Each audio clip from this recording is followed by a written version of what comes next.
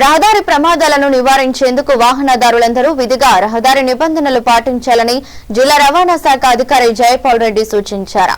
మహబూబాబాద్ జిల్లా కేంద్రంలోని ఫాతిమా పాఠశాలలో రహదారి భద్రతా మాసోత్సవాలలో భాగంగా వాహన చోదకులకు నిర్వహించిన వైద్య పరీక్షలు, అవగాహన సదస్సులో ఆయన మాట్లాడుతూ రహదారి నిబంధనలు పాటించడం రహదారి భద్రత మాత్రమే కాకుండా ప్రాణరక్షణ అన్న విషయం ప్రతి ఒక్కరూ అవగాహన తెలుసుకోవాలన్నారు. రహదారి ప్రమాదాలను నియంత్రించేందుకు నిరంతరం వాహన తనిఖీలు చేపడుతున్నామని, రహదారి నిబంధనలు పాటించి వాహనాలు నడిపితే ఎలాంటి ప్రమాదాలు చోటు చేసుకోవన్నారు. ఈ కార్యక్రమంలో motor vehicle inspector Sai Charan, Venkatareddy, traffic SI Arun Kumar, వాహన చోదకులు పాల్గొన్నారు. మనం ఎంతసేపు లైటర్ని ఎంతసేపు మనం వెలిగించినా కూడా అది వెలగదు. దానికి కారణం ఏంటంటే కావాల్సిన గ్యాస్ కంటే ఎక్కువ రిలీజ్ చేస్తుంది కాబట్టి మనం దానివల్ల ఇది రిటర్న్ కొడుతుంది. దానివల్ల మనకి రిటర్న్ కొడుతుంది, గ్యాస్ అనేది రిటర్న్ వస్తుంది కాబట్టి తొందరగా వెలగదు. దీన్ని ఏం చేయాలంటే వంట అయినట్టు మనం ఆఫ్ చేసుకోవాలి. ఓకేనా? దీన్ని 4 పద్ధతుల్లో వాడతాం. ఇప్పుడు ఇది ఉంది, దీనికి 4 పద్ధతుల్లో మనం దీన్ని ఆపుకునే విధానం చేయవచ్చు. ఇప్పుడు ఇలా ఉంది కదండి, ఏం ద్వారా ఆపుకోవచ్చు. ఇట్లా రండి, మీరు ఇద్దరు నాకు వదిలేండి. రండి, చిన్న టెక్నికల్ నాన్న.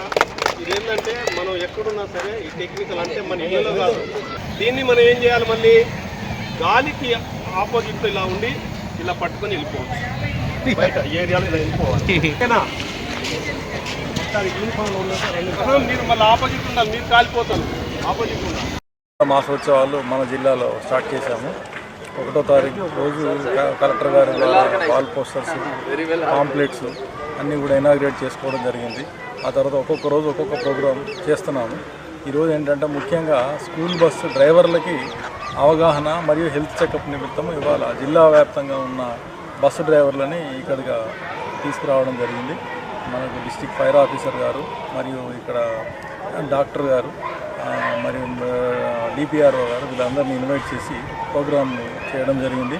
దీంట్లో ఏంటంటే ముందుగా డ్రైవర్లకు హెల్త్ చెకప్ చేయించాము. ముందు వాళ్ళు బీపీ, షుగరు లేదా కంటి పరీక్షలు ఇవన్నీ చేసి ఏదైనా ప్రాబ్లం ఉంటే దాన్ని రెక్టిఫై చేసుకోవడానికి వాళ్ళకి అవకాశం ఇచ్చి, అలానే ఫైర్ సేఫ్టీ నామ్స్ వాళ్ళకి ఆల్రెడీ ప్రతి బస్సులో ఫైర్ సిలిండర్ ఉంటుంది.